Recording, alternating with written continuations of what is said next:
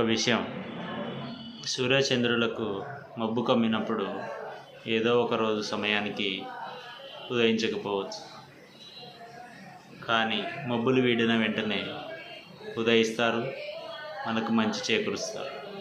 కానీ కొందరు మనుషులు ఉంటారు, మంచి అని దరికి చేరి మోసం చేస్తూ జీవిస్తుంటారు. వారి నైజం మోసం చేయడం మాత్రం. అది మనం తెలియక వారి ఉచ్చులో బిగుసుకుపోతాం. సో అలాంటి వారిని గుర్తించి వారి మైకంలో పడకుండా ఉండడం మనం చేయవలసిన మొట్టమొదటి జాగ్రత్త. So take care. ఎందుకంటే అలాంటి వారు మోసం చేస్తే జీవితంలో మనం కోలుకోలేము. అందుకే చెప్తున్నా, ఎంత